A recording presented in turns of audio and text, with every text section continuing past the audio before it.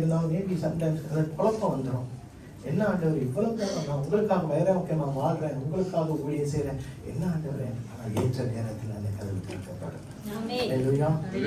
அந்த சின்ன பிள்ளை வந்து சாட்சி சொன்னிச்சு, அது யாருன்னு உங்களுக்கு அது தெரியாம, அது என்னையோடைய மகன். ஸ்தோத்திரம்.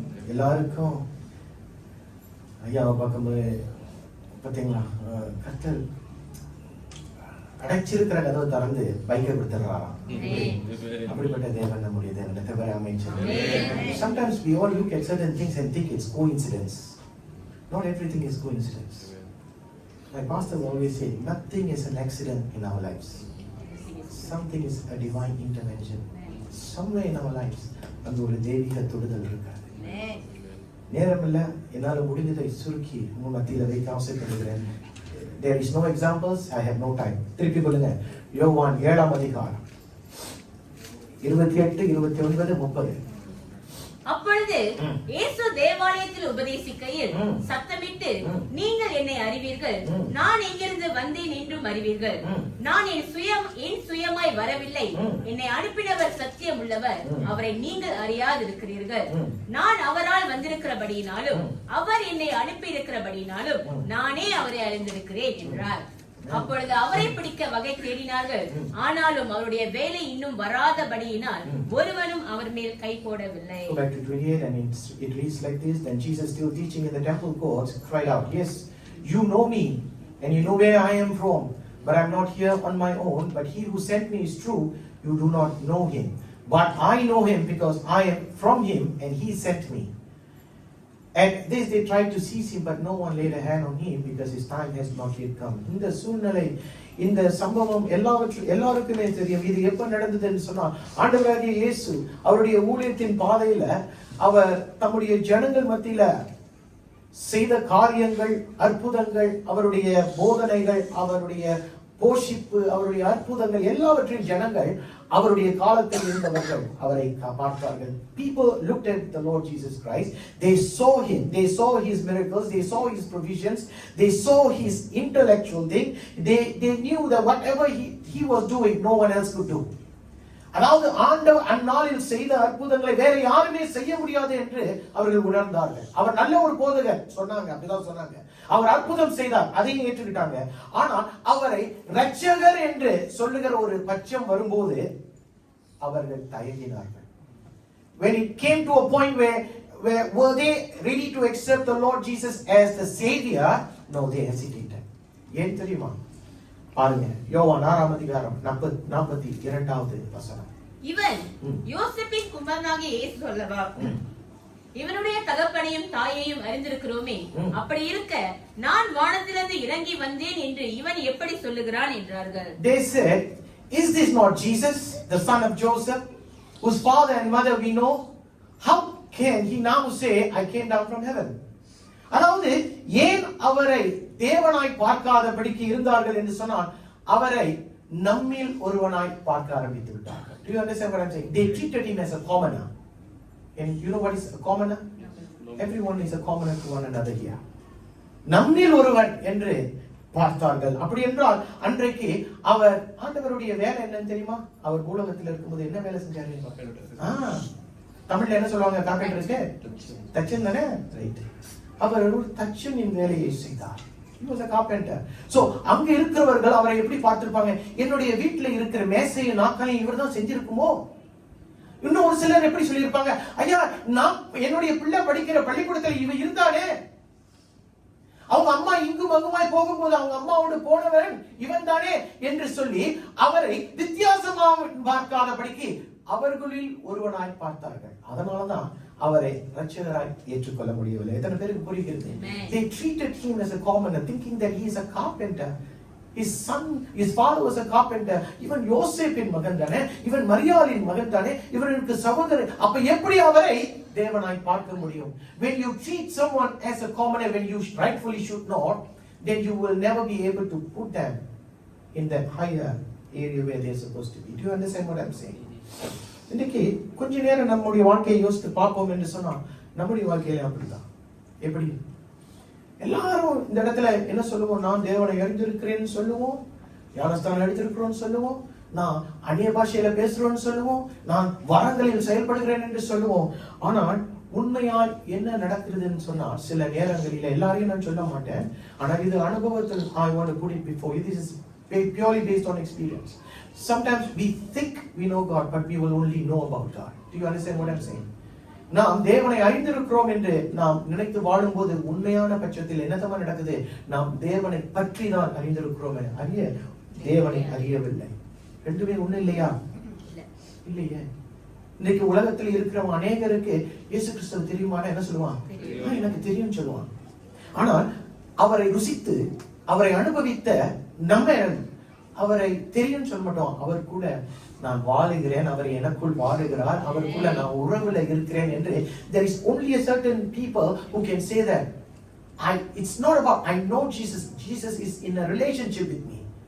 I am in a relationship with him, and it's a different thing about knowing about God and knowing God. தேவனை பற்றி அறிவதும் தேவனை அறிகிறதும் ஒரு வித்தியாசமான ஒரு காரியம்.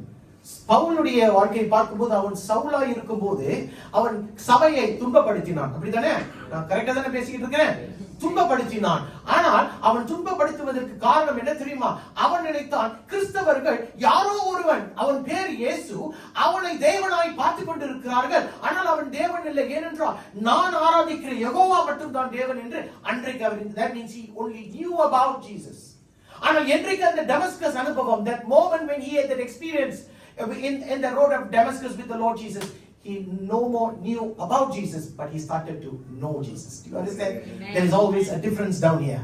இன்றைக்கு நம்முடைய வாழ்க்கை ஆண்டவர் நம்மை தொடுவதற்கு முன்பாக யோசித்து பாருங்க, எப்படி இருந்தோம், எப்படி வாழ்ந்தோம். இந்த இடத்துல நாம் உட்கார்ந்திருக்கவே முடியாது எப்பொழுது நாம் தேவனை பற்றி அறிந்திருப்போம் என்று சொன்னார். ஆனால் இன்றைக்கு நாம் இந்த இடத்துல இருக்கிறோம், அவருக்குள் ஊழியம் செய்கிறோம், அவருக்காக நிற்கிறோம் என்று சொல்லும் பொழுது it's no more that you know about Jesus, but you know Jesus. ஆமென். இன்றைக்கு நானும் நீங்களும் ஆண்டவராகிய இயேசுவை எனக்கு தெரியும் சொல்லுகிறவர்கள் இந்த இடத்துல இருக்கிறோம். ஒரு உறவுக்குள் நாம் இருக்கிறோம் என்று நாம் எல்லாருமே சொல்லுவோம். If you say that you know the Lord Jesus Christ, and if you say you are in a relationship with the Lord, then don't you think நீங்க ஆண்டவருக்குள்ள இருக்கிறீங்கன்றீங்க, ஆண்டவராகிய இயேசுவை தெரியுன்றீங்க, ஒரு உறவுக்குள்ள இருக்கிறேன்னு சொல்றீங்க. அப்ப அவருடைய குணாதிசயங்கள் நம்முடைய வாழ்க்கையில காணப்படணுமா, காணப்படக்கூடாதா? நிச்சயமாய் காணப்படணும். அப்படிதானே? If you really say that you know the Lord Jesus Christ, then the characteristics of the Lord Jesus Christ must also be found in you and me. Am I making sense here? Yes. You must have that characteristics. ஏன் pastor இந்த காரியத்துக்கு, ஏனென்றால் ஒரு வருஷத்தை முடித்து போட்டோம். ஹல்லேலூயா. ஒரு வருஷத்தை இந்த நல்ல சாட்சிகளை கேட்டோம். கர்த்தர் எந்த இடத்துல என்னை கைவிடலன்னு சாட்சிகளை கேட்டோம். ஒரு வருஷத்தை முடித்து பார்த்தோம். இன்றைக்கு இந்த ஒரு முடிவுக்குள்ள இருக்கிறோம். அடுத்து இன்னொரு வருஷத்தை சந்திக்க போகிறோம். என்னுடைய வாழ்க்கையில நான் இங்க ஆண்டவருக்குள்ள இருக்கிறேன். Now that's the question I want to put. I'm putting before you a checklist. நம்ம பயணத்துக்குள்ள போகும்போது நம்ம எல்லாருக்குமே ஒரு செக்லிஸ்ட் இருக்கும். அப்படிதானே? இது இருக்கா, இது இருக்கா, இது இருக்கா. அதே போலதான் இந்த வாழ்க்கையை முடித்து விட்டு அடுத்த காலகட்டத்துக்குள் போகிறோம். We are going into another season called 2025. Now I want to put before you a checklist. What is it? If you say you know Christ, correct? If you say you have a relationship, நீ கிறிஸ்துவை அறிந்திருக்கிறாய், ஒரு உறவுக்குள்ள இருக்கிறாய் என்று சொல்லும் பொழுது I want to put first thing into your hands. What is that? உன்னுடைய வாழ்க்கை அவருடைய திட்டத்துக்கு ஒப்பு கொடுத்த வாழ்க்கையா இருக்கிறதா? If you say you have, then my point number one is you must surrender your life to His plans, not your own plans, my dear church. How many of you understand what I'm saying? கர்த்தரை நீ அறிகிறேன் என்று சொன்னால் கர்த்தரிடத்திலும் அவருடைய திட்டத்துக்கும் உன்னுடைய வாழ்க்கையை ஒப்பு கொடுக்கணும். ஆனா என்ன பிரச்சனைனா, நமக்கு ஒப்பு கொடுப்பது ஒரு பெரிய காரியம். Surrender to somebody is a difficult thing. To surrender to your boss, to your organization is a difficult thing. ஒரு யுத்தத்துல ஒருவன் தோத்து போறான் வைங்களேன், அவன் சரணடைய வேண்டிய ஒரு சூழ்நிலைக்குள் வருகிறான் வைங்களேன், அவன் எப்போ சரணடைவான் தெரியுமா? ரெண்டு காரியம். நம்பிக்கையே இல்லை, இன்னொன்னு வழியே இல்லை அப்படின்னு சொல்லும் பொழுது நம்ம சரணடைந்துதான். எத்தனை பேருக்கு புரிகிறது? A losing enemy will only surrender when there is two things missing. There is no hope and there is no way. You will surrender. Because அநேக நேரங்களில சரணடைகிற ஒரு காரியம் வரும்போது அதை ஒரு பலவீனத்தின் காரியமாய் பார்க்கிறோம். We always look at surrendering as an act of weakness, but it is not. Especially when you surrender your life to God. தேவனிடத்துல உங்க வாழ்க்கையை நீங்க ஒப்பு கொடுக்கும்போது, தேவனுடைய திட்டத்துல உங்க வாழ்க்கையை நீங்க ஒப்பு கொடுக்கும்போது, நீங்க என்ன செய்றீங்க தெரியுமா? நீங்க உங்களை நீங்க விட்டு கொடுக்குறீங்க. உங்க பழைய வாழ்க்கையை விட்டு கொடுக்குறீங்க. உங்களுடைய ஆசாபாசங்களை விட்டு கொடுக்குறீங்க. அதை எல்லாத்தையும் விட்டு தேவனுடைய திட்டத்துக்குள்ள உங்களுடைய கரத்தை நீங்க நீட்டி ஆண்டவரை பொறுப்படுத்திக் கொள்ளுங்கன்னு சொல்றீங்க. Do you understand? Now there is always a difference when you surrender your life to God. When you surrender your life to God's plans. Why? What happens is because when you surrender, you are letting go of yourselves. How many of us know that we need to let go of ourselves at times? We need to let go of ourselves. You not only you let go of yourself, you let go of your former ways. You let go of your desires. You let go of your wants. I want this, I want that. எனக்கு இது வேண்டும், அது வேண்டும் என்று சொல்லுகிற எல்லாவற்றையும் விட்டு கொடுத்து, ஆண்டவரே உம்முடைய திட்டம் என்னவோ அந்த திட்டத்துக்கு நான் என்னை அர்ப்பணிக்கிறேன் என்று சொல்லுவதுதான் சரணடைகிற ஒரு வாழ்க்கை. அந்த சரணடைகிற வாழ்க்கை இருக்கா? Because only when you let go will you see the change. Amen. நீங்க தேவனிடத்துல உங்களுடைய வாழ்க்கையை, அதுவும் தேவனுடைய பிள்ளைகள் என்று சொல்லுகிறேன். I am speaking to the church today. I am speaking to the church. You say you know the Lord Jesus Christ. You say you are in a relationship. Your life must be a life of surrender. அவருடைய திட்டத்துக்கு ஒப்பு கொடுத்த வாழ்க்கை. அப்பதான் மாற்றம் வரும். அப்பொழுதுதான் மாற்றம் வரும். எசேக்கியா ராஜாவை பத்தி பாத்தீங்கன்னா, அவனுக்கு நெருக்க வரும்போது அவனால என்ன செய்யணும்? முதல் காரியம் அவனுடைய ராணுவத்தை அவன் தயார்படுத்தணும். ஆனால் அவன் எல்லாவற்றையும் விட்டுட்டு என்ன செய்யறான்? ஆண்டவரே நான் என்ன செய்வது என்று தெரியாது, ஆனால் என் கண்கள் உம்மை நோக்கி பார்க்கிறது. ஒப்பு கொடுக்கும் போது கர்த்தர் வழியை திறப்பார். அல்லேலூயா. அவர் மேல நம்பிக்கையா இருக்கும்போது, ஏனென்றால் நம்ம அவரிடத்தில் ஒப்பு கொடுக்கும் போது அது it is not an act of weakness. அது பலவீனத்தின் ஒரு காரியை கிடையாது, அது தாழ்மையின் ஒரு காரியம். எத்தனை பேருக்கு தெரியும்? தாழ்மை உள்ளவனுக்கு தான் கர்த்தர் கிருபையை கொடுக்கிறார். தாழ்மை இருக்கணுமே. அந்த ஒப்பு கொடுப்பது அது விசுவாசத்தின் ஒரு காரியம் என்று கூட நான் சொல்லுவேன். When you surrender to God, it is an act of humility. When you humble yourself, and it is also an act of faith because you trust God. விசுவாசம் இல்லாமல் யாருமே தேவனை தரிசிக்க முடியாது என்பதை வசனத்தின்படி நாம் அறிந்திருக்கிறோம். ஆனால் ஒப்பு கொடுக்காமல் சில நேரங்களில் வாழ்ந்து விடலாம். எத்தனை பேருக்கு புரிகிறது? நீங்கள் ஒப்பு கொடுக்கும் போதுதான் ஒரு தேவ சமாதானம் உங்களுக்குள்ள வரும். உங்க காரியம் மாறும். அதாவது என்னடா இது இருக்க அது இருக்கேன்னு ஒரு குழப்பம் வரும்போது, ஆண்டவரே உங்களுடைய பாதத்துல நான் என்னை ஒப்பு கொடுக்கிறேன், உங்களுடைய திட்டத்துக்குள் என் வாழ்க்கையை ஒப்பு கொடுக்கிறேன் என்று சொல்லும் பொழுது கர்த்தர் பொறுப்பெடுத்து. நம்முடைய தேவன் எப்படிப்பட்ட தேவன் தெரியுமா? நீ கூப்பிடும் போது முகத்தை திருப்பிக் கொள்ளுகிற ஒரு தேவன் கிடையாது. மனுஷன் அப்படி செய்வான், ஆனா தேவன் அப்படி செய்கிறவர் கிடையாது. என்னை நோக்கி கூப்பிடு என்று அவர் சொன்னார். அப்பொழுது எட்டாததுமாய் உனக்கு தெரியாத காரியங்களை நான் உனக்கு கொடுப்பேன். அல்லேலூயா. என்னை நோக்கி கூப்பிடு என்று சொல்லும்போது அவரை நோக்கி கூப்பிடணும். என்னிடத்துல உன் வாழ்க்கையை ஒப்புக்கொடு என்று சொல்லும் பொழுது நான் நீங்கள் என்ன செஞ்சிடணும்? ஒப்பு கொடுத்துடணும். ஒப்பு கொடுக்காத வாழ்க்கை என்ன ஆகும் தெரியுமா? அது வெறுமையான வாழ்க்கை மட்டுமில்ல, அது அழிந்து போகிற வாழ்க்கை. எனக்கு தெரியும் சில காரியங்கள், இப்படிப்பட்ட காரியங்கள் பேசும்போது என்ன இப்படியா இருக்குது என்று கேட்கக்கூடாது. பாருங்க, நோவாவுடைய வாழ்க்கையை பார்க்கும்போது அவனிடத்துல ஆண்டவர் ஒரு காரியத்தை செய்ய சொன்னார். என்ன செய்ய சொன்னாரு? ஒரு வேலையை கட்டுறா அப்படின்னாரு. சொன்னாரா? வேலையை கட்டும் போது அவனுக்கு வேலைன்னா என்னன்னு தெரியாது. ஏனென்றால் அவனுக்கு மழையில என்னன்னு கூட தெரியாது. அவனுடைய வாழ்க்கையில அவன் மழையை பார்த்ததில்லை, வேலை எதுக்கு. ஆனால் அவன் ஒப்பு கொடுத்தான். He surrendered his life to God's plan. அவன் வாழ்க்கையில ஒப்பு கொடுத்ததன் நிமித்தம் அவன் வாழ்க்கையை அவன் காத்துக்கொண்டான். Do you understand? By surrendering your life to God, you will be spared, you will be protected. ஏனென்றால் அவனுக்கு வெளியே அந்த பேழையில் இருந்த 8 பேரை தவிர மற்றவை எல்லாமே என்ன ஆனா? மரித்து போய்விட்டார்கள். ஆனால் இன்றைக்கு நீ ஒப்பு கொடுக்கும் போது அவர் உன்னை காக்கிறவராய் இருக்கிறார். ஆபிரகாம் அவனுடைய வாழ்க்கையை ஒப்பு கொடுத்தான். அந்த ஒப்பு கொடுக்கிற வேலையில அவனுடைய அடையாளத்தை இழந்தான், அவனுடைய ஜனங்களை இழந்தான். He lost his identity, he lost his people. Why? Because the Lord just told him, you just go to where I am going to show you. நான் காண்பிக்கிற தேசத்துக்கு நீ போ என்று அவரிடத்துல சொல்லும் போது ஆபிரகாம் ஒப்பு கொடுத்தான். He surrendered. அவன் வாழ்க்கை என்ன இருந்தது? He had another identity. என்ன அடையாளம்? He was a friend of God. Correct? தேவனுடைய நண்பன் என்ற ஒரு அடையாளம் இருந்துச்சு. பிரியமானவர்களே, தேவனுக்கு உகந்தவர்களாய் நாம் வாழணும்னு சொன்னா நம்முடைய வாழ்க்கை ஒப்பு கொடுத்த வாழ்க்கை. அப்படி ஒப்பு கொடுத்த வாழ்க்கையா இருக்கணும். எனக்கு நம்முடைய சபையில அநேகர் எனக்கு தெரிந்த 2-3 பேர் இருக்கீங்க. ஞாயிற்றுக்கிழமை சபைக்கு வர முடியல என்று சொல்லி அநேக காரியங்களை விட்டு கொடுத்தீங்க, ஒப்பு கொடுத்தீங்க. You surrender. I said, no Lord, I do take over. இன்றைக்கு அவர்கள் நிற்கிறார்கள். கர்த்தருக்கென்று ஒப்பு கொடுத்தவர்கள் இதுவரைக்கும் நிக்கிறாங்கயா. So if you have not surrendered certain areas in your life, உங்களுடைய வாழ்க்கையில பகுதிகளை நீங்கள் தேவனிடத்தில் ஒப்பு கொடுத்துக்கலாம், முழுமையை ஒப்பு கொடுக்காமல் இருந்திருக்கலாம். கர்த்தர் பகுதிகளை விரும்பவில்லை. என்ன தெரிவித்திருக்கிறார்? முழுமையை விரும்புகிறார். நீர் அவரிடத்துல முழுமையை ஒப்பு கொடுக்கும் போதுதான் கர்த்தர் ஒரு காரியத்தை மாறுதலாய் உன் நடுவில் செய்ய முடியும். People, I want you to know that if you have not lived a fully surrendered life to God's plans, I'm urging you to do that today. இன்னைக்கு தேவனுடைய அவருடைய திட்டத்துக்கு உங்கள் வாழ்க்கையை நீங்க முழுமையாய் ஒப்பு கொடுக்காமல் இருப்பீர்கள் என்று சொன்னால் ஒப்பு கொடுத்து பாருங்கன்னு நான் சொல்றேன். காது உள்ளவர்கள் இரண்டாவது காரியம் என்னன்னு சொன்னா, நீ தேவனை அறிந்திருக்கிறேன் என்றும் அவருக்குள்ள ஒரு உறவுக்குள்ள இருப்பேன் என்று சொன்னால் தேவன் உன்னுடைய வாழ்க்கையில எல்லா பகுதியிலும் அவர் எப்படியா இருக்கணும்? ஆண்டவராய் இருக்கணும். He must be Lord of your life in every areas of your life, not just some areas. Not just some exclusive areas that you give to God and just say, Lord, take over. In other areas, He is not Lord of God. He is not going to be a Lord or your God in certain areas. Now, that's not true. That's not going to happen. Because if you say you are a child of God, if you say you know the Lord Jesus Christ, நீ ஆண்டவரை அறிந்திருக்கிறேன், அவரோட உறவை வைத்திருக்கிறேன்னு சொன்னா ஆண்டவர் உன்னுடைய ஒவ்வொரு பகுதிகளில அவர் ஆண்டவராக இருக்க வேண்டும். நிச்சயமா இருக்க வேண்டும்.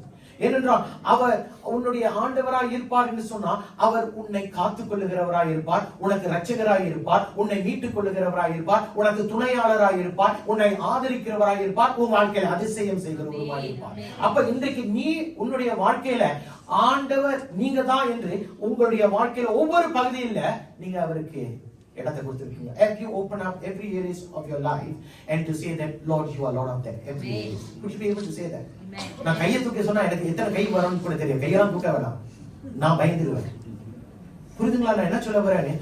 எல்லா பகுதியிலும் நான் தேவனுக்கு கொடுக்கணும். இது கட்டாயமா? நிச்சயம் இது கட்டாயம். It's not a suggestion. It is never a suggestion. You need to surrender your life. ஏனென்றால் இன்றைக்கு தேவனை முழுமையாய் அறிய வேண்டும் என்று சொன்னா உன்னுடைய வாழ்க்கையில ஒவ்வொரு பகுதிகளில் தேவன் உனக்கு ஆண்டவராக இருக்க வேண்டும்.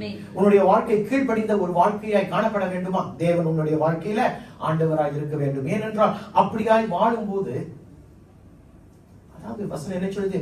என்னில் நீங்கள் நிலைத்திருங்கள், நான் அப்பொழுது உங்களில் நிலைத்திருப்பேன். You see, it is a very conditional thing. ஆண்டவர் நிபந்தனைகளுக்கு உட்பட்டவர். அப்படித்தானே? நீ இதை செஞ்சா நான் இதை செய்வேன், நீ என்ன நோக்கி கூப்பிடு, அப்ப நான் உனக்கு உதவி செய்வேன், ஆபத்து காலத்தை என்ன நோக்கி கூப்பிடு, அப்ப நான் உன்னை விடுவிப்பேன். அல்லேலூயா. என்னை நிலைத்திருங்க, நான் உங்களில் நிலைத்திருப்பேன். என்னுடைய ராஜ்யத்தை என்னுடைய நீதி முதலாவது தேடுங்க, அப்பொழுது நான் உங்களுக்கு. பாத்தீங்களா? God is a conditional God. So you must understand that God is always wanting to be the Lord of your life and not in just one or two areas. ஒன்று இரண்டு பகுதிகளில் மட்டும் தேவன் உங்களுக்கு ஆண்டவராக இருக்க கூடாது, எல்லா பகுதிகளிலும். அப்பொழுதுதான் நீ மாறுவாய், உன் வாழ்க்கை மாறும், உன்னுடைய எல்லா இடங்களிலும் ஒரு வித்தியாசம் வரும். எத்தனை பேருக்கு ஒரு மாற்றம் வேணும்? ஐயா, என்னுடைய வாழ்க்கையில ஒரு காலத்துல இந்த மாற்றம் எல்லாம் வரும்னு எதிர்பார்க்கல. என்றைக்கு வாழ்க்கையை ஒப்பு கொடுத்து நான் வாழ ஆரம்பித்தேனோ மாற்றங்களை நான் பார்த்தேன். It's a supernatural thing.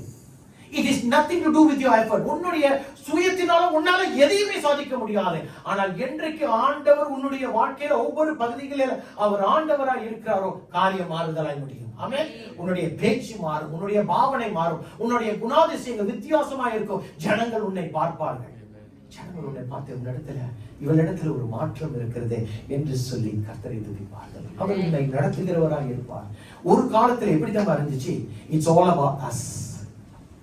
தேவனை அறியாத நேரத்தில், தேவன் உங்களுடைய ஆண்டவராய் இல்லாத பட்சத்தில் எவ்ரிதிங் இஸ் அபௌட் நான், என் குடும்பம், என் கணவன், அப்படியே கொஞ்ச நேரத்தில் என்னுடைய மனைவி, அப்படியே கொஞ்ச நேரத்தில் என் பிள்ளை, எல்லாம் அப்படிதான் வந்துச்சு. ஆனால் என்றைக்கு ஆண்டவருக்கு என்று ஒப்பு கொடுத்தீங்களோ, நான் தினமும் 2 காரியம் நம்ம சபையில சொல்லுவேன், பாப்போம் புரியுதா? What is the most important decision in your life? God. Who is your God? What is the second most decision in your life? Who is your life partner? These are the 2 important things in your life. And if you mistake in these 2 areas, your life is gone. Your life is gone. Take it from me. முடிவுகள் அவசியம். ஏனென்றால் விளைவுகள் அங்கு காணப்படும். Consequences are always there. So it is no more about you when God becomes the Lord of your life. உங்க வாழ்க்கையில தேவனாய் இருக்கும்போது அந்த மாற்றங்கள் வித்தியாசமாக இருக்கும். காலையை பார்க்கும்போது நீங்க அவருடைய சமூகத்துல துதியில தான் ஆரம்பிப்பீங்க, ஆராதனையில தான் ஆரம்பிப்பீங்க, ஜெபத்துல தான் ஆரம்பிப்பீங்க, வேதத்தை வாசிப்பதற்கு வாஞ்சை இருக்கும். புரியுதுங்களா? When you have the Lord in your life, in every areas of your life, prayer and worship and praise will be just not another thing. It will be the most important thing. It will be the most important thing. Now, I think God desires that. கர்த்தர் அதை தான் விரும்புகிறார். உன்னுடைய வாழ்க்கையில தேவனை எல்லா பகுதியிலும் நீ வைத்துக் கொள்ளும் போதுதான் இன்றைக்கு பாடுகள் வராதுன்னு எத்தனை பேர் சொல்ல முடியும்? சபைக்கு வந்து பாருங்க, கிறிஸ்தவ தேவனை அறிந்து பாருங்க, பாடுகள் வராது எவனாச்சும் சொல்லி உங்களை கூப்பிட்டானா? நம்பிராதீங்க. உபத்திரம் உண்டு, பாடுகள் உண்டு. ஆனா ஆண்டவருக்கு அறியாத ஒரு காலத்துல வாழும்போது அந்த பாடுகள் வரும்போது அதை எப்படி சமாளிப்பது என்று நமக்கு தெரியாது. ஆனால் என்றைக்கு ஆண்டவருக்குள்ள வந்ததும் நம்ம நன்மைகளை, அதாவது நம்முடைய தீமைகளை நன்மையாய் மாற்றுவார். அந்த தீமை மாறாத பட்சத்தில், ஏன் அந்த தீமை மாறலன்னா அந்த நன்மை வரக்கூடிய காலம் இன்னும் வரவில்லை. அதனால் அந்த தீமைக்குள்ள, அந்த பாடுகளுக்குள்ள ஒரு காலத்தில் நீ கடந்து போகும்போது நீ ஆண்டவருக்குள்ள இருக்கிறதுனால ஆவியானவர் உனக்கு உணர்த்துவார், உன்னை நடத்துவார். இந்த வழியில நீ இப்படிதான் செய். இப்ப அதாவது என்ன சொல்லுவாங்க, கிறிஸ்துவுக்கு முன் கிறிஸ்துவுக்கு பின். கிறிஸ்துவுக்கு முன் எப்படி இருந்தாலும் உனக்கு அந்த ஒரு பிரச்சனையை தீர்க்க தெரியாது. ஆனா கிறிஸ்துவுக்கு பின் நீ வந்த பின்பு you know how to solve your problem. So always there is a difference. Do you understand or not? So உன்னுடைய வாழ்க்கையில தேவன் எப்படி இருக்கணும்னா எல்லா பகுதிகளிலும் ஆண்டவராக இருக்கிறார். People, யுத்தம் உண்டு, போராட்டம் உண்டு, பாடுகள் உண்டு. There will be problems, there will be battles, but I and you, when you know the Lord God, when you are in a relationship, ஆண்டவராகிய இயேசு கிறிஸ்துவை அறிந்திருக்கிறேன், அவருக்குள்ள ஒரு உறவுக்குள்ள இருக்கிறேன் என்று சொன்னா உன்னுடைய யுத்தமும் என்னுடைய யுத்தமும் முழங்கால்ல தான். வேற எதுலையுமே இல்லை. You need to battle out your battles on your knees. எத்தனை பேருக்கு புரிகிறது? வேதத்துல ஒருவனை சுட்டி காட்ட முடியும் என்று சொன்னா பல பேரை சுட்டி காட்டலாம். அதில் ஒருவன் எனக்கு பிடித்தவன் யார் என்று சொன்னார் யோசுவா, நூனின் குமாரனாகிய யோசுவா. ஏன் தெரியுமா? அவன் எல்லாருக்கும் தெரிந்த வசனம் தான். யோசுவா 24:15 பார்க்கும் போது அவன் ஜனங்கள் இப்படியாய் பேசினார்கள், அப்படியாய் பேசினார்கள். அவன் சொல்லுகிறான், கர்த்தரை சேவிப்பது உங்கள் பார்வைக்கு என்ன படியும் பாப்பா? கர்த்தரை சேவிக்கிறது உங்கள் பார்வைக்கு ஆகாததாய் கண்டால் பின்ன யாரை சேவிப்பீர்கள்? யாரை நீ சேவிப்ப? அப்புறம் தெரிந்து கொள்ளுங்கள். அப்புறம் நதிக்கு அப்புறத்தில் உங்கள் பிதாக்கள் சேவித்த தேவர்களை சேவிப்பீர்களோ, நீங்கள் வாசம் பண்ணுகிற தேசத்து குடிகளாகிய எமோரியரின் தேவர்களை சேவிப்பீர்களோ, நானும் என் வீட்டாருமோ வென்றால் கர்த்தரையே சேவிப்போம் என்றார். எவ்வளவு நாளைக்கு தான் நீ அங்கேயும் இங்கேயுமாய் பார்த்து கொண்டு இருக்க போகிற? யாரை தான் நீ தேவன் என்று கூப்பிட்டு கொண்டு இருக்கிற? நீ யாரை எப்படி கூப்பிடுறேன்னு எனக்கு தெரியாது. ஆனால் நானும் என்னுடைய வீட்டாருமே என்ன செய்வோம்? கர்த்தரை மட்டும்தான் தேவன் என்று சொல்லுவோம் என்று சொல்லுகிறார். நூனின் குமாரனுடைய வாழ்க்கை பாத்தீங்களா? அவனுடைய வாழ்க்கையில் என்றைக்குமே ஆள இருந்து கடைசி வரைக்கும் எப்படி இருந்துச்சு? தேவனுடைய வழி நடந்திருப்பாங்க. You can never see Joshua falling down in any areas of his life. நான் படிச்சது கிடையாது. அவன் ஒரே ஒரு யுத்தத்துல தோத்தான். அது அவனுடைய நிமித்தம் இல்ல. யார் செஞ்ச பாவம்? அச்சான் என்று ஒருவன் செய்த பாவத்தின் நிமித்தம் அன்றைக்கு யூதர்கள் தோத்து போனார்கள், இஸ்ரவேலர்கள் தோத்து போனார்கள். ஆனா அவனுடைய வாழ்க்கையில பார்க்கும்போது எனக்கு தெரியுது, அவன் எந்த ஒரு கீழான இடத்தில் அவன் காணப்படவில்லை. அவன் தேவனை எல்லா பகுதிகளிலும் ஆண்டவராய் வைத்துக் கொண்டிருந்தான். இன்னைக்கு உங்களுடைய வாழ்க்கையில do you have the Lord in every areas of your life as Lord? Because if you do, then you will see the change.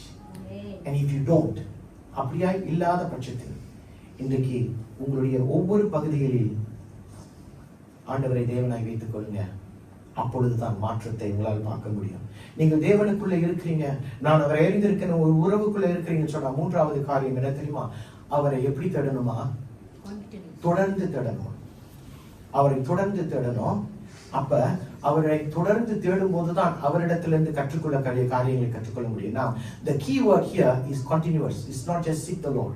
It's continuously seeking the Lord. Why do I need to continuously seek the Lord? Because if you do not seek Him continuously, you will never be able to learn from Him. அவரை நான் தொடர்ந்து அவரை நாடி தேடும் போதுதான் அவரிடத்தில் நான் பெற்றுக்கொள்ள முடியும்.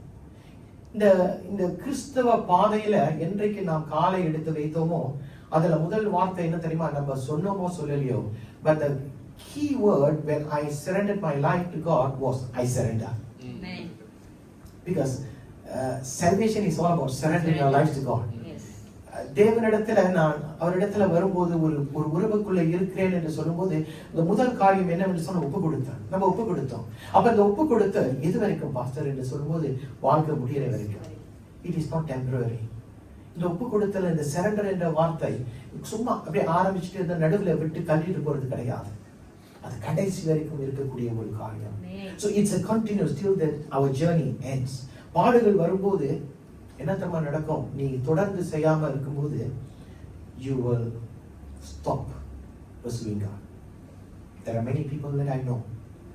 பாடுகள் வரும்போது அவர்கள் தேவனை விட்டு விலகினார்கள். எல்லாமே இப்ப எல்லாமே நல்லா ஓடிக்கிட்டு இருக்கு, அதனால எனக்கு தேவன் வேண்டாம் என்று நீங்க சொல்லலாம். Maybe sometimes you may think that all is well, and because of that I don't need God now more than I have Him right now. நான் கொஞ்சம் ஆண்டவரை பற்றி தெரியும், எனக்கு வாழ்க்கையை கர்த்தர் நல்ல ஆசீர்வதிக்க பெரிய மாணவர்கள். நான் ஒரு காரியத்தை சொல்லுவேன், மறந்துருப்பீங்கன்னு நினைப்பேன். ஆசீர்வாதத்தின் தோற்றத்தை பார்க்கிறதுனால ஆண்டவர் வழியை திறந்து விட்டார் என்று நினைப்பது தவறான காரியம். The appearance of success does not necessarily mean that you are blessed by God. Do I have an example in the Bible? Yes, I do. வேதத்தில் அதற்கு ஒரு உதாரணம் இருக்கு. மீகா என்ற ஒருவன் இருக்கிறான்.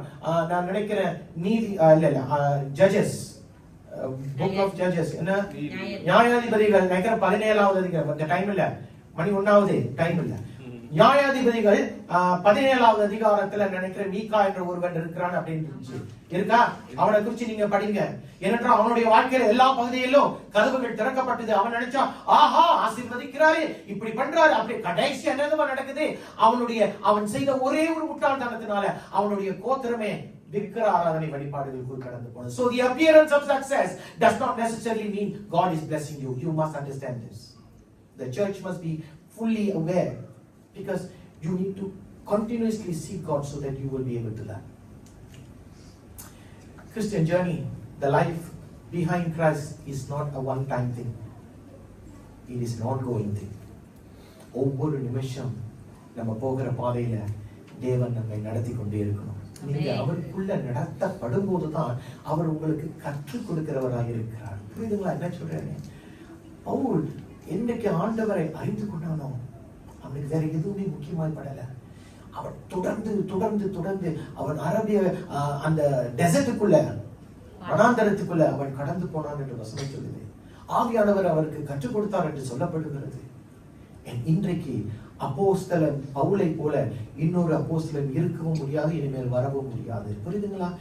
நம்முடைய வாழ்க்கை தொடர்ந்து இருக்கணும். அப்ப கர்த்தருக்குள்ள தொடர்ந்து இருக்கும் போதுதான் கர்த்தர் நம்மை நடத்துகிறவராய் இருக்கிறார், கற்றுக் கொடுக்கிறவராய் இருக்கிறார். இன்றைக்கு எனக்கு எல்லாம் தெரியும் இந்த இடத்துல யாராச்சும் சொல்ல முடியுமா? கருத்தை தூக்கி யாராச்சும் ஒரு ஆள் சொல்ல முடியுமா? யாருமே சொல்ல. ஏன்னா அப்படிப்பட்ட அப்போஸ்தலர் பவுலே சொல்றாரு, நான் கற்றது எல்லாமே ஒண்ணுமே இல்லைன்றார். அவன் கமாலியலின் பாதத்தில் கற்று தேறினவன் என்ற வசனம் அவனை குறித்து சொல்லுகிறது. ஆனா அவன் சொல்றான், ஆண்டவர் இதுல என்னுடைய திறமை ஒண்ணுமே இல்லைன்றார். People, you need to pursue God continuously. How many of you don't understand? Put up your hands. So everyone understands. இன்னைக்கு நம்முடைய வாழ்க்கையில இயேசுவை அறிந்திருக்கிறேன்னு சொல்றீங்க, ஆண்டவராகிய இயேசு கிறிஸ்துவில ஒரு உறவுல இருக்கிறேன்னு சொன்னீங்கன்னா உங்களுடைய வாழ்க்கையில ஆண்டவருடைய திட்டத்துக்கு நீங்கள் சரணடைந்தவர்களாய் காணப்படணும். ஆண்டவர் உங்களுடைய வாழ்க்கையில ஒவ்வொரு பகுதிகளில் அவர் ஆண்டவராய் இருக்கணும். மூன்றாவது காரியம், அவரை நீங்கள் தொடர்ந்து தேடணும். அப்பதான் அவர் தொடர்ந்து உங்களுக்கு கற்றுக் கொடுக்கிறவராய் இருக்கிறார். அல்லேலூயா சொல்லுங்களேன். இன்னைக்கு சங்கீதம் 105:4 பாப்போமே. சங்கீதக்காரன் சொன்னா அவரை தொடர்ந்து தேடுங்கள். என்ன சொல்றாரு? கர்த்தரையும் அவர் வல்லமையும் நாடுங்கள், அவர் சமூகத்தை நித்தமும் தேடுங்கள். இப்படியாய் நித்தமும் என்ன அர்த்தம்? தொடர்ந்து. Look to the Lord and His strength. Seek His face what? Always. It doesn't say sometimes. It says seek His face always. இன்னைக்கு ஒரு சிலர் தேடுறோம் நீங்க சில நேரங்களில் தப்பான இடத்துல தேடுறீங்க பாருங்க. ஏனென்றால் எரேமியா 29:13 எப்படியாய் சொல்லுகிறது? என்ன சொல்லுது? உங்கள் முழு இதயத்தோடும் என்னை தேடுவீர்களானால் என்னை தேடுகையில் கண்டுபிடிப்பீர்கள். ஐயா, முழு மனசோடு தேடினீங்கன்னா ஆண்டவர் நிச்சயமா தென்படுவார். எத்தனை பேர் ஆமென் சொல்றீங்க? முழு மனதோடு தேடணும். You have to seek Him. When you seek Him with all your heart, you will be able to find Him. Anybody missing Jesus today? Anybody says I don't know where He is? Seek Him with all your heart. Pursue Him continuously. தொடர்ந்து அவரை நாடுங்கள், தொடர்ந்து அவரை தேடுங்க. ஏனென்றால் அவரிடத்துல நீங்கள் தொடர்ந்து தேடும் போதுதான் அவர் தம்மை அதிகமாய் வெளிப்படுத்துவார். He will reveal Himself to you even more when you continuously seek Him. சும்மா போகிறோம், சும்மா நான் சொல்றேன், நீ வேஸ்ட் டைம் தான். ஏன்னா உன்னால தேவனை அனுபவிக்க முடியாது. You can never experience God. அதனால முழு நேரம் வேலையை விட்டுட்டு படிப்பை விட்டுட்டு இல்லைன்னு அப்படி சொல்லல. கர்த்தருடைய சமூகத்துல நேரத்தை கர்த்தர் நமக்கு கொடுத்திருக்கிறார். Utilize the time to continuously know God. Because the moment when you start to know God, that is the time when God is trying to teach you even more. நீ கர்த்தரிடத்தில் நேரத்தை ஒப்பு கொடுக்க தான் உனக்கு தெரியாம கர்த்தர் உனக்கு கற்றுக்கொண்டே இருக்கிறார். நம்ம அவரை தேடும் போதுதான் அவரை நீங்கள் இன்னும் அறிவீர்கள். அவரை தேடும் போதுதான் அவரை கண்டடைவீர்கள். அப்பொழுது உன்னுடைய சிந்தை தெளிவாய் இருக்கும், உன்னுடைய வார்த்தை தெளிவாய் இருக்கும். நீ யோசிக்கிற காரியம் எல்லாமே, ஐயோ இந்த காரியத்தை செய்தால் தேவன் பிரியப்படுவாரா, தேவன் விரும்புவாரா, தேவன் விரும்ப மாட்டாரா? You will always have that question in your life. Because why? When you have continuously sought God, நீ தேவனை அதிகமாய் தேடி அவர் உனக்குள்ள நிலைத்திருக்கும் போது ஆவியானவர் உன்னை எல்லா மூலைகளிலும் உன்னை திருத்துகிறவராய் இருப்பார், உன்னை நிறுத்துகிறவராய் இருப்பார். ஒரு சில காரியங்கள் ஆசீர்வாதத்தின் கதவு திறந்திருக்கிறதே என்று சொல்லி நீ நுழைய பார்க்கும் போது ஆவியானவர் அந்த இடத்துல உணர்த்துவார். This is not where I want you to go. This is not the door I want you to go into. புரியுதுங்களா? இன்னைக்கு நானும் நீங்களும் ஆண்டவர் இல்லாத பட்சத்தில் we are a nobody. How many of you agree? Amen. I don't want you to look at your identity or your status here.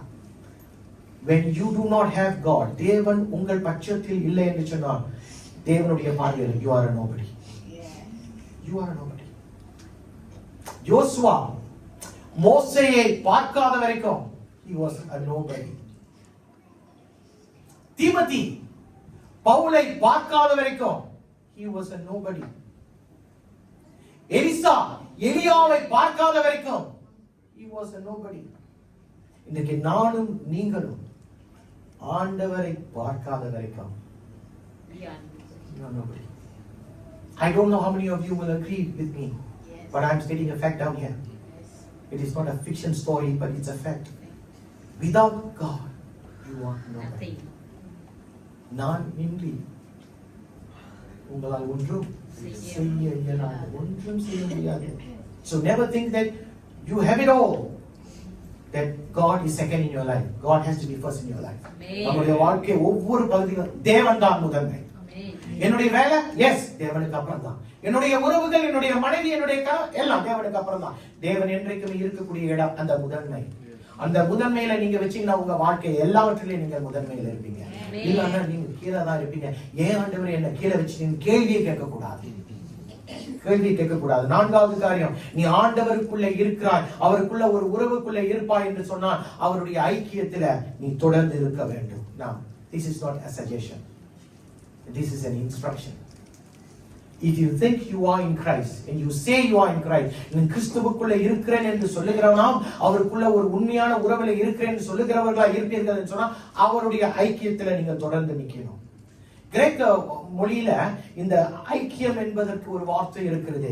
Now the Greek word in the New Testament it says like this, koinonia, which means partnership. Partnership தமிழ்ல எப்படி சொல்றது? Partnership. நீங்க தான் சொல்லுங்க பாப்போம். Partnership யாருக்கு தெரியும்? ஒரு பரிசு கொடுக்குறேன். சரி நாளைக்கு சொல்லுங்க. பங்காளி சொல்லலாம் பங்காளி. அந்த ஊர்ல சொல்லுவாங்க இவன் பங்காளின்னு, அது வேற. பார்ட்னர்ஷிப் வித் கிரைஸ்ட், அதாவது உறவுக்குள் இருக்கும்போது நாம் அவரோடு ஒரு பங்காளியை போல இருக்கிறோம். அப்ப அவர் நமக்குள்ளேயும் நாம் அவருக்குள்ளேயும் இருக்கிற ஒரு உறவுக்குள் போய் விடுகிறோம். ஒரு காலத்தில் ஐக்கியத்தில் இல்லாத பட்சத்தில் when you were not in a fellowship there, it was different. It was just about me. But now when you are into a fellowship, it's different. Now God is intervening. கர்த்தர் உன் நடுவுல மாற்றங்களை கொண்டு வருகிறார். உன் நடுவுல அவர் காரியங்களை நடத்துகிறவராய் இருக்கிறார். அதே நேரத்தில் நீ அவருக்குள்ள இருக்கிறாய். புரியுதுங்களா? அது ஒரு வித்தியாசமான அனுபவம் பிரியமானவர்களே. அதாவது சில நேரத்துல என்ன சொல்லுவாங்க, அனுபவிச்சு பார்த்தாதான் தெரியும்னு சொல்லுவோம். பாத்தீங்களா? அப்படியா அனுபவித்தவர்களுக்கு தெரியும். அவருடைய பிரசன்னத்துல நனைந்திருப்பதை பார்க்கணும், வேற எதுவுமே இல்லை. அந்த பிரசன்னத்தை நான் எங்கே நாடுவேன் பாஸ்டர் என்று கேட்பீங்கன்னு சொன்னா அவருடைய பிரசன்னம் அவருடைய ஐக்கியத்துல தான் இருக்கும்.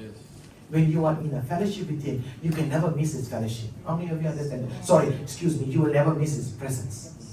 when you have the fellowship with him, you will never miss his presence. அவருடைய ஐக்கியத்தில் இருக்கும்போது அவருடைய பிரசன்னத்தை மட்டும் நீங்க இழந்துட மாட்டீங்க. அவருடைய அழைப்பையும் நீங்கள் அனுபவிப்பீர்கள். அவருடைய வரங்களை நீங்கள் அனுபவிப்பீர்கள். அவருடைய வல்லமையை நீங்கள் தரித்துக் கொள்வீங்க. Because you are in a partner with him. யார் கூட நீங்க பார்ட்னரா இருக்கீங்க தெரியுமா?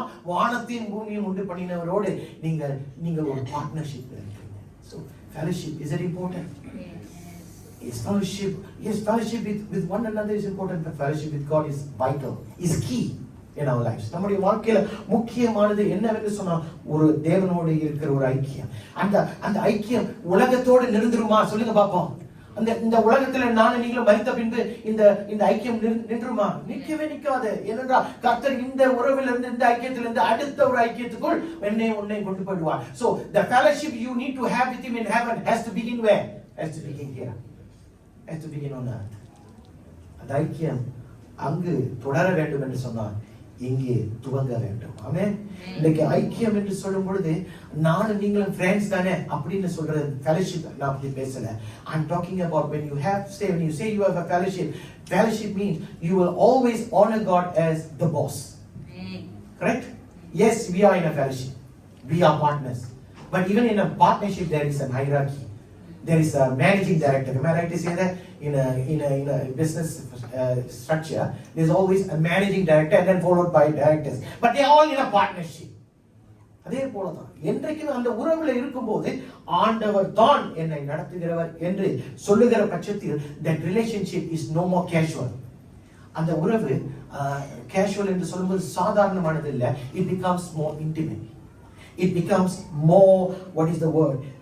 It becomes more intimate. இன்னும் ஒரு ஐக்கியம், ஒரு அந்நிய ஐக்கியம். It is no more an activity. அதாவது செய்கிற காரியங்களில் இன்னொரு காரியம் இல்ல, அது வாழ்க்கை முறையாய் மாறிவிடுகிறது. எனக்கு தேவனோடு இருக்கிற ஐக்கியம் ஒரு வாழ்க்கை முறையாய் இருக்க வேண்டும் என்று நான் விரும்புகிறேன். எத்தனை பேர் அப்படியாய் விரும்புகிறேன்? அதாவது fellowship with the Lord must not just be one of those things in life. It must be the way of life. It must be the way of life. ஏன் தெரியுமா? இன்னொரு காரியம் சொல்றேன், எடுத்துக்கிறீங்களா? ஐக்கியம் என்று சொல்லும்பொழுது அவரிடத்தில் இருக்கிற ஐக்கியம் அது தொடர்ச்சியாய் வழிந்து ஓடும். The fellowship with God does not just rest with him, it will overflow. Where does it overflow? It will overflow to his church. அவருடைய சபைக்குள்ள அவருடைய ஐக்கியம் வழிந்து ஓடும். அப்படி என்றால் நான் அவருக்குள்ள ஒரு ஐக்கியத்தில் இருக்கிறேன் என்று சொல்லும் பொழுது நீ சபைக்குள்ளும் ஐக்கியமாய் காணப்பட வேண்டும். ஏன் தெரியுமா? சபை என்பது மனிதன் ஸ்தாபித்தது கிடையாது. A church is nothing, how do I put that? Is nothing about men. It is nothing about men. It's nothing about Pastor K. Stephen. It is about God. ஏன் தெரியுமா? ரத்தம் சிந்தினது அவர் கிடையாது. ரத்தம் சிந்தினது ஆண்டவராகிய இயேசு கிறிஸ்து. மணவாளன் மணவாட்டிக்காக ரத்தம் சிந்திருக்கிறார். அப்ப சபையோடு உன்னுடைய இணைப்பு அவசியம். உன்னுடைய ஐக்கியம் சபையோடு இருப்பது அவசியம். பாருங்க, you can always you are connected with God. Yes, but God had to use Moses to part the Red Sea. எத்தனை பேருக்கு தெரிகிறது? ஆண்டவருக்கு செங்கடலை பிளப்பதற்கு ஒரே மோசே தேவைப்பட்டது. ஏன் ஆண்டவருக்கு அவருக்கு பலன் இல்லையா செங்கடலை பிளக்க? இருக்கு. ஆனால் ஒரு மோசே அன்றைக்கு தேவைப்பட்டான். ஒரு யோர்தானை பிளப்பதற்கு ஒரு யோசுவா தேவைப்பட்டான். பிரியமானவர்களே, இன்றைக்கு ஆண்டவர் உங்கள் நடுவில் ஒரு காரியத்தை செய்யணும், உனக்கு ஒரு துணையா இருக்கணும், உனக்கு வழிகாட்டியா இருக்கணும், உன்னை போதிக்கிறவரா இருக்கணும் என்று சொன்னால் ஆவியானவர் மட்டுமல்ல, ஆவியானவர் உன்னை ஒரு சபைக்குள்ள சேர்த்து விடுவார். அப்ப சபை கூடுதலை நீங்கள் விட்டு விடாமல் இருப்பது ஒரு முக்கியமான காரியம். The wisest thing for you to possess is never let go of church. எத்தனை பேர் ஆமென் சொல்லுவீங்க? Because சில நேரங்களில் இந்த சபையில் இருக்கிறவர்களை கொண்டுதான் ஆண்டவர் பெரிய காரியங்களை செய்வார். இந்த இடத்துல இருக்கிற நாம் பல பேரை என்னால சொல்ல முடியும். எங்கேயோ நம்முடைய கிறிஸ்தவ வாழ்க்கையை துவங்கல. எங்க துவங்கணும் தெரியுமா? சபையில தான் துவங்கணும். நானும் சபையில தான் துவங்கினேன். 10 வயசுல எங்க அப்பா என்னையும் என்னுடைய சகோதரனை அடித்து வச்சு இங்கதான் உட்காருவாரு. என் நண்பர்கள்லாம் வெளியே விளையாண்டு இருப்பான், சபைக்கு வெளியே இங்கதான் உட்காரணுவாரு. தொட்டில் பழக்கம் இப்ப வரைக்கும் மலேசியாவை தாண்டி வெளியே போனா ஞாயிற்றுக்கிழமை நான் சபையை மிஸ் பண்ணிடுவேன். அப்படி இல்லாட்டி நான் எங்க போனாலும் சபைதான். ஊழியம் செய்வதனால இல்ல. I want to be in the presence of God. தேவ பிரசன்னத்தில் இருப்பது. because நமக்கு பார்க்கிறவை எல்லாவற்றையும் நம்ம என்ன அனுபவிக்கிறோம், ஏற்றுக்கொள்கிறோம். சில காரியங்களை நம்முடைய வாழ்க்கையில கர்த்தர் காட்டவே மாட்டாரு. என்னத்தை காட்ட மாட்டாரு? அவருடைய பிரசன்னத்தை உன்னால பார்க்க முடியுமா? சுவாசத்தை நம்மளால பார்க்க முடியுமா? Can you see your breath? But you believe it's there, isn't it? And you don't see the Holy Spirit, but do you believe that He is here? Yes. He is here. So we need to understand that there are certain things in life that you and I will never be able to see, but it is there. So when you come into the church, when you come into the presence of God, தேவ பிரசன்னத்துக்குள்ள வரும்போது you are in the presence of God. Amen. You are in the presence of not men. You are in the presence where God dwells. Amen. And when you leave, you go out with your presence, with His presence. Amen. You go out with His protection. I want that protection. மனிதன் எனக்கு துணையா இருப்பான் என்று சொல்லுவான், ஆனால் அவன் காணாமல் போய்விடுவான். ஆனால் கர்த்தர் சொல்லுகிறதை தான் செய்கிறவராய். ஹalleluya. இன்னைக்கு நானும் நீங்களும் அறிந்து கொள்ளக்கூடியது என்ன தெரியுமா? ஐக்கியம் என்பது ஆண்டவரோடு மட்டுமில்ல, ஆண்டவருடைய பிள்ளைகளோடு இருக்க வேண்டும். ஐக்கியத்துல கோளாறு இருக்குமா? ஆண்டவருடைய ஐக்கியத்துல கோளாறு இருக்காது. ஆனா மனுஷருடைய உறவுகள்ல கோளாறு இருக்கும். சபையில கோளாறு இருக்காதா? இருக்கும். நான் சொன்னா இருக்காது, இருக்கும். ஆனா இப்ப கணவனுக்கும் மனைவிக்கும், மனைவி நீ ஒழுங்கா சமைக்கலன்னு சொன்னதுனால மனைவி போய் கணவனுக்கு விவாகரத்து கொடுத்துட்டானா அது எப்படின்னு நீங்க நினைப்பீங்க? ஞானமான ஒரு காரியமா, லூஸ் பண்ண ஒரு காரியமா? புரியுதுங்களா நான் என்ன சொல்ல வரேன்? அதாவது என்றைக்கு சபையை நாம் ஒரு குடும்பமாய் பார்க்கிறோமோ போயிட்டே இருக்கலாம். சரி, ஏன் தெரியுமா? If I am the perfect man, then I should keep quiet. Oh, I should talk actually. But if I am also, ஆண்டவர் சொன்னார்ல, இந்த ஸ்திரியை கொண்டு வந்ததுக்கு அப்புறம் சரி அவள் தவறு செஞ்சிட்டா, சரி நீ யார் தவறு, சரி எடு முதல்ல எடு அப்படின்னு எவனாச்சும் அடிச்சானா? ஏன்னா எல்லோருமே பாவம் செய்து தேவ மகிமை இழந்தவர்களாய் நடக்கும். Let's face this. So இன்னைக்கு ஐக்கியத்தில் இருக்கும்போது கோளாறு இருக்கும், ஆனா அந்த கோளாறை சமாளிக்க கூடியதா தன்மை நமக்கு இருக்கணும். அது நம்மளுடைய சுயத்துல செய்ய முடியாது. You can never do anything in your own effort. You need the help of the Holy Spirit. பரிசுத்த ஆவியானவர் மீது வரும்போது தான் நீ பலன் அடைய முடியும், நீ வல்லமைக்குள்ள கடந்து போக முடியும். இன்னைக்கு வல்லமை எத்தனை பேருக்கு வேணும் பாருங்க. யோகுவை பார்க்கும்போது அவனுடைய வாழ்க்கையில அவன் கர்த்தரோடு நல்ல ஒரு உறவுக்குள்ள இருந்தான், ஒரு ஐக்கியத்துக்குள்ள இருந்தான். திடீரென்று அவனுக்கு ஒரு பாடு வந்து விட்டது. அந்த பாடுல அவனுக்கு சொறி இருந்தது, எல்லாவற்றையும் இழந்தான். ஆனா கர்த்தரை இழந்தானா? கர்த்தர் அவனை இழந்தாரா? புரியுதுங்களா நான் என்ன சொல்ல வரேன்? பாடுகள் இருக்கும். In this journey of life we will have pain, we will have tribulation, but never forget that the hands of God is always watching over you. It is leading you. நமக்கு அது வேணும் பிரியமானவர்களே. இன்னைக்கு அது வேணும். இன்னைக்கு இந்த தேவனுடைய பிள்ளைகளோடு நம்ம உறவு வைத்திருப்பது எதனால தெரியுமா? ஒரு விசாரிப்பு. இன்னைக்கு அநேகர் இந்த இடத்துல அநேகர் சொல்ல முடியாது, அப்படின்னா நான் போய் சொல்றேன்னு அர்த்தம். ஒரு சிலர் இந்த விசாரிக்கிற ஊழியத்தை செய்யறீங்க, வரலன்னா ஏன் வரல, என்னாச்சு அப்படின்னு கேட்குறீங்க. அது என் காதுக்கு வந்திருக்கு, அப்படியா அவங்க கேட்குறாங்க, எனக்கு ரொம்ப ஆறுதலாக இருந்திருக்கு என்று சொல்லுகிற காரியம். புரியுதுங்களா? நம்ம சில நேரங்களில் பலவீனம் இல்லைன்னா நம்ம குடும்பத்தில் ஒரு பிரச்சனை, சொல்ல முடியாத பிரச்சனை. அப்போ நான் ஃபோன் பண்ணி என்ன சிஸ்டர் வரல, என்னாச்சு அப்படின்னு நம்ம கொஞ்சம் ஒரு மாதிரி காலசாம கேட்குறேன். இல்லைங்க பாஸ்டர் உள்ள தலைவலின்னு சொல்லுவோம். ஆனால் வேற ஒரு சகோதரி என்னாச்சு வரல அப்படின்னு சொல்லும்போது அப்படியே புலம்பி சொல்லுவாங்க இந்த மாதிரி பிரச்சனை. நமக்கு அது தேவை, சபையில நமக்கு தேவை. எத்தனை பேருக்கு புரிகிறது? விசாரிப்பது நமக்கு தேவை. ஏனென்றால் விசாரிப்பது நம்மை பலப்படுத்துகிறது, நமக்கு ஆறுதலாக இருக்கிறது. துயரப்படும் போது இவர்கள் நமக்கு ஆறுதலாக இருப்பார்கள். அதற்காக தான் கர்த்தர் நம்மை ஒருவருக்கு ஒருவராக இருக்கும்படி படைத்திருக்கிறார். அது ரொம்ப அவசியம் பெரியமானவர்களே. ஸோ இன்றைக்கு உங்க நடுவில் மணி ஆகிவிட்டு உங்க மத்தியில ஒரே ஒரு காரியத்தை வைக்காசப்படுகிறேன். நீ ஆண்டவருக்குள்ள இருக்கிறேன்னு சொல்றேன். நீ ஒரு உறவுக்குள்ள ஆண்டவருக்குள்ள இயேசு கிறிஸ்துவை அறிகிறேன் என்று சொல்லுகிற. I have put 4 things before you. 1, do you have a surrendered life to God's plan? Point 2, is the Lord God Lord of all your life? முதல் காரியம், உன்னுடைய வாழ்க்கையில தேவனுக்கும் தேவனுடைய திட்டத்துக்கும் ஒப்பு கொடுத்த ஒரு வாழ்க்கை நீ வாழுகிறாயா? இரண்டாவது காரியம், உன்னுடைய வாழ்க்கையில எல்லா பகுதியும், நான் ஒரு சில பகுதிகளை சொல்ல, எல்லா பகுதிகளிலும் தேவன் உனக்கு ஆண்டவராக இருக்கிறாராம். மூன்றாவது காரியம், உன்னுடைய வாழ்க்கையில தேவனை தொடர்ந்து தேடுகிறவனாய் இருக்கிறாயா? ஏனென்றால் தொடர்ந்து நீ தேடும்போதுதான் அவரை நீ பெற்றுக்கொள்ள முடியும், அவரை நீ கண்டடைய முடியும், அவர் உனக்கு கற்றுக் கொடுக்கிறவராய் இருப்பார். நான்காவது காரியம், நீ தேவனுக்குள்ளே இருக்கிறாய் என்று சொல்லி அவர் இயேசு கிறிஸ்துவை அறிகிறேன் என்று சொல்லுகிற பட்சத்தில் நீ உறவில் ஸ்திரப்பட்டவனாய் இருக்கிறாயா? அவருடைய உறவுக்குள் ஐக்கியத்தில் இருக்கிறாயா? அது இல்லை என்று சொல்லும் பொழுது இந்த செக் பாயிண்ட்ல, இந்த செக்லிஸ்ட்ல 4 பாயிண்ட்ல ஏதோ ஒரு காரியத்துல எல்லாத்திலையும் பாஸ் மார்க் போட முடியாது. ஒண்ணுல கிராஸ் தான் போட முடியும். எந்த பகுதியில கிராஸ் போடுறீங்க? எனக்கு பதில் தெரிய வேண்டாம், ஆனால் பதில் உங்களுக்கு தெரியும் என்று சொன்னார் ஆவியானவருடைய உதவியோடு காரியத்தை கர்த்தர் மாற்றுவார். கண்களை மூடுவோமா? எல்லாருமே கண்களை மூடுவோம்.